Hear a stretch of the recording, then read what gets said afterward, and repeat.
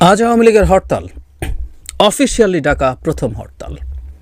এটা চলছে, অবশ্য কি চলছে আমরা নিশ্চয়ই বুঝতে পারছি। এটা কি চলবে সেটা আগেই জানতাম আমরা, কিন্তু তারা এটা অফিসিয়ালি ডেকেছে। এর আগে 18 জানুয়ারি একটা হরতাল হয়েছিল, সেটা তথাকথিত দ্য এ টিম শেখ হাসিনার আহ্বানের পরিপ্রেক্ষিতে ডেকেছিল। সেটা সেই অর্থে আওয়ামী লীগের অফিসিয়াল হরতাল ছিল না। কিন্তু আজ যেটা হচ্ছে এটা তাদের অফিসিয়ালি তারা করেছেন। নট অনলি দ্যাট, তারা হরতাল সমর্থনে বিভিন্ন জায়গায় নানান কর্মকাণ্ড চালিয়েছে। ওটা নিয়ে কথা বলতে চাই এবং সরকারের আসলে খুব দ্রুত একটা পথ খুঁজে বের করতে হবে, সেই প্রসঙ্গে কথা বলবো। তার আগে আরেকটা ইস্যু একটু এই হরতাল রিলেটেড একটু যোগ করতে চাই। সারা দেশে জামায়াতের বিক্ষোভ আছে।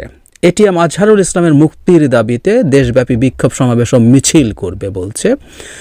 ঢাকায় আছে, ঢাকার বাইরে বিভিন্ন জায়গায় আছে। এখানে তিনি কারাবন্দী আছেন, তাকে নানান রকম নির্যাতন করা হয়েছে এবং এটা সঠিক হচ্ছে না, ওনাকে ছেড়ে দিতে হবে, এই ধরনের একটা আলাপটা আমার কাছে জরুরি না, কিন্তু আমি ব্যক্তিগতভাবে মনে করি জামায়াতের এই দিনের কর্মসূচি দেওয়াটা সম্ভবত ঠিক হয়নি। এই কারণে, মানে এটা দেয়া মানে হচ্ছে আওয়ামী লীগকে এক ধরনের গুরুত্ব দেওয়া, যে আওয়ামী লীগের একটা হরতাল হবে এবং সেই হরতালের দিন মাঠে জামায়াত থাকতে চাইছে to combat Awami League, to contain Awami League. এটা আওয়ামী লীগকে হয়তো গুরুত্ব দেওয়া হয়। আর এর বাইরেও আমার একটা ডিফারেন্ট আর্গুমেন্ট আছে। আমি দীর্ঘদিন এই কথা বলেছি, এটা সবার ক্ষেত্রে বলবো। এটা বিএনপিও যদি আওয়ামী লীগের বিরুদ্ধে মাঠে নামে, আমি একই কথাই বলতে চাই, সেটা হলো আওয়ামী লীগ যদি মাঠে নামে তাকে কিভাবে ডিল করবে সেটা রাষ্ট্র এবং সরকার সিদ্ধান্ত নেবে। ওকে ঠেকানোর জন্য ওর কোনোরকম কোনো 2 নম্বরই কোনোরকম কোনো সকল নাশকতা বা অন্য কোনো পরিকল্পনা ঠেকানোর কোনো দায়িত্ব জামায়াত বা অন্য কোনো রাজনৈতিক দলের নাই। আর এছাড়াও যে বললাম, একটা এথিক্যালি আওয়ামী লীগকে বুস্ট করা হলো, যে আওয়ামী লীগের কর্মসূচিকে এখন এইভাবে দেখা হচ্ছে যে এটা ঠেকাতে আমি জানি না জামায়াত এটা এইভাবে করছে কিনা, এই কারণে করছে কিনা, কিন্তু পারসেপশনটা সেরকম মনে হয়। ঠেকানোর জন্য জামায়াতের মতো একটা দলকে মাঠে থাকতে হচ্ছে, তারা সেই সিদ্ধান্ত নিয়েছে। তার মানে আওয়ামী লীগ শেখ হাসিনা পতনের 6 মাস পর আস্তে আস্তে ফ্যাক্টর হয়ে উঠছে। কিন্তু যে বিষয়ে আসলে মূল ভিডিওটা করতে চেয়েছি, আমি আওয়ামী লীগের ফেসবুক পেজে ঢুকলাম যে তারা হরতালকে নিয়ে কি বলছে। এর মধ্যে দেখলাম যে তারা অনেকগুলো মিছিলের ছবি দিয়েছে। এগুলো কোথায় কিভাবে হয়েছে সাসপিশাস, কোনো সন্দেহ নাই। কারণ হলো এগুলো ইন্ডিয়াতেও কিছু লোক মিলে করিয়ে টরিয়ে দিলে এখানে কিছু দেখা যায় না, এমন প্রচুর জায়গা। কিন্তু তারপর আমি পড়ি হরতালের সমর্থনে পটুয়াখালী জেলার মশাল মিছিল, বগুড়ার সারিয়াকান্দি উপজেলায় মশাল মিছিল, বান্দরবান জেলায় অবৈধ দখলদারি ইউনুসের পদত্যাগ, চট্টগ্রামে মশাল মিছিল, ধানমন্ডি 25 নম্বরে হামলা, অবৈধ দখলদারি ইউনুসের পদত্যাগের জন্য ঢাকা মহানগর দক্ষিণ যুবলীগের উদ্যোগে মশাল মিছিল।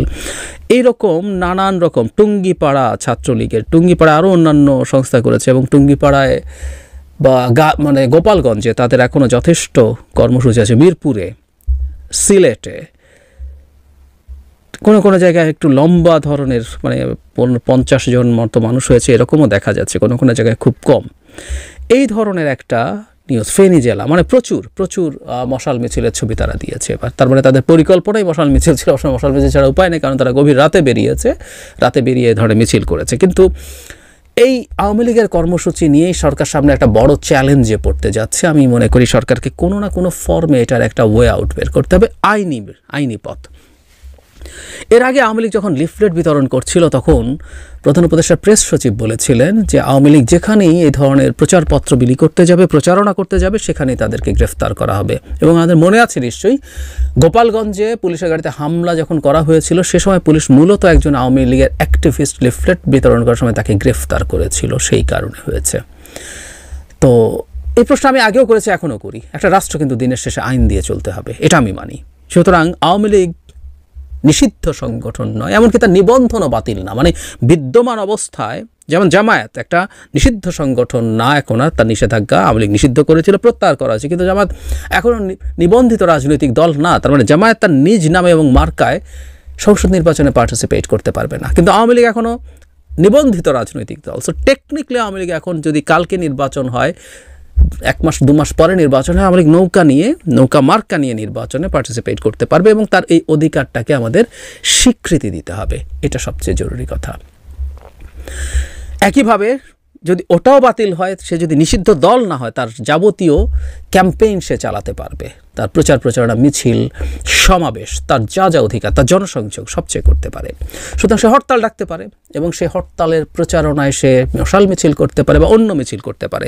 কিন্তু একই সাথে এটাও একটা বাস্তবতা যে আওয়ামী লীগ এই 6 মাস যেতে না যেতে, সেই আওয়ামী লীগ যারা এই দেশের অসংখ্য জনগণের উপরে বিভৎস অত্যাচার নিপীড়ন চালিয়েছে এবং যে সংগঠনটা সংগঠন হিসাবে, আই রিপিট, সংগঠন হিসাবে মানবতা বিরোধী অপরাধে জড়িত ছিল বলে বলছে জাতিসংঘের যে মানবাধিকার হাই কমিশনের রিপোর্ট, সেটাও এটা খুবই সিগনিফিক্যান্ট। এটা আমরা অনেক দিন থেকে বলেছি। এবার জাতিসংঘ বলছে আইন শৃঙ্খলা রক্ষাকারী বাহিনীর সাথে সাথে আওয়ামী লীগের লোকজন সংগঠন হিসাবেই আওয়ামী লীগ এর পার্ট ছিল। সুতরাং সেটাকেও আমাদের খুব গুরুত্ব দিয়ে দেখতে হবে। সো তাকে নিষিদ্ধ করে ফেলা যায়, কিন্তু যতদিন করছি না তার আগ পর্যন্ত এইরকম একটা সংগঠন যেটা সরাসরি জনগণের বিরুদ্ধে দাঁড়িয়েছে, জনগণকে হত্যা, নির্যাতন, ধর্ষণ, চাঁদাবাজি সহ অসংখ্য গুম, বিচার বহির্ভূত হত্যা সব কিছু করে মানুষের বিরুদ্ধে দাঁড়িয়েছে, রাষ্ট্রের বিরুদ্ধে দাঁড়িয়েছে, সে যখন মিছিল করবে সেটা অন্য মানুষের জন্য টলারেট করাও কঠিন, কোনো সন্দেহ নেই। বা এই প্রশ্নই আমাদের আসলে গোড়াতে করতে হবে, তাকে আমরা নিষিদ্ধ করব কিনা, যদি নাও করে থাকি সে তার রাজনৈতিক কর্মসূচি চালাতে পারবে কিনা। আমি ব্যক্তিগতভাবে মনে করি, আগেও বলেছি, বহুবার বলেছি, সরকারের উচিত হবে খুব দ্রুত একটা লিগ্যাল প্রসিডিয়ার বের করা আওয়ামী লীগের এই কর্মসূচি বন্ধ করার জন্য। আদারওয়াইজ তারা এই কাজটা ক্রমাগত করতে চাইবে এবং এটা একটা প্রভোগ করা, তারা চাইবে এটার বিরুদ্ধে জনগণ কোনো ব্যবস্থা নিক বা কোনো রাজনৈতিক দল কোনো সংঘাতে জড়াক, ধরলাম আওয়ামী লীগের লোকজনকে ধরে পেটালো, অথবা রাষ্ট্র যদি, সরকারও যদি কোনো ব্যবস্থা নেয় সেটাও তার জন্য খুবই সুবিধাজনক। যখনই পুলিশ কাউকে গ্রেফতার করবে, তার বিরুদ্ধে কোনো কিছু যদি না করে, সেটার বিরুদ্ধে আওয়ামী লীগ গ্লোবালি খুবই শোরগোল করতে পারবে যে তার লিস্ট গণতান্ত্রিক অধিকার নষ্ট হচ্ছে। এটা তো আসলে আমরা পারি না, টেকনিক্যালি লিগালি পারি না। এবং আমরা নিশ্চয়ই মনে করতে পারি, এমনকি জাতিসংঘ আওয়ামী লীগের বিরুদ্ধে টাফ একটা রিপোর্ট দেওয়ার পরও, ভয়ঙ্কর টাফ একটা রিপোর্ট দিয়েছে, কিন্তু সেখানেও তারা আওয়ামী লীগের নিষিদ্ধ করার বিরুদ্ধে কথা বলেছে। এখন আমরা নিষিদ্ধও করিনি, নিষিদ্ধ করলেও জাতিসংঘ হয়তো সেটার বিরুদ্ধে দাঁড়াবে, কিন্তু নিষিদ্ধও করি নাই, কিন্তু আমরা তার কর্মসূচি পালন করতে দিচ্ছি না, এটা জাতিসংঘ তো আসলে অ্যাকসেপ্ট করবে না। এটা অন্যান্য মানবাধিকার সংস্থাগুলো, হিউম্যান রাইটস ওয়াচের মতো প্রতিষ্ঠান, অ্যামনেস্টি ইন্টারন্যাশনালের মতো প্রতিষ্ঠান, এগুলো কোনোভাবে অ্যাকসেপ্ট করবে, এটার বিরুদ্ধে দাঁড়াবে এবং গ্লোবালি এই জিনিসটা যখন ছড়াতে থাকবে সরকার চাপে পড়বে। সুতরাং আওয়ামী লীগের কর্মসূচির ব্যাপারে আইনি কোনো একটা পথ সরকারকে দ্রুত বের করতে হবে। বহুবার বলেছি আমরা, বিপ্লবোত্তর সময় এটা হয়, কেউ কেউ বিপ্লব যেহেতু বলেন, অভ্যুত্থান পরবর্তী সময় এসব হয়, এসব হতেই পারে, এইভাবেই চলতে পারে, এর মধ্যে ভায়োলেন্স থাকে, ধ্বংস করে দিতে হবে যারা পরাজিত হয়েছে। এইসব আলাপ দিয়ে আসলে লাভ কিছু হবে না, লাভ কিছু হবে না। সো কল্ড বিপ্লবী সরকার যেহেতু করা যায় নাই, যেহেতু আমরা এখনও কনস্টিটিউশনাল ফ্রেমওয়ার্কের মধ্যে আছি, সুতরাং কনস্টিটিউশন, আইন, বিধিবিধান এগুলো মেনে আমাদেরকে রাষ্ট্র চালাতে হবে। সেটা আমাদের অনেকের ভালো না লাগতে পারে, কিন্তু চালাতে হবে।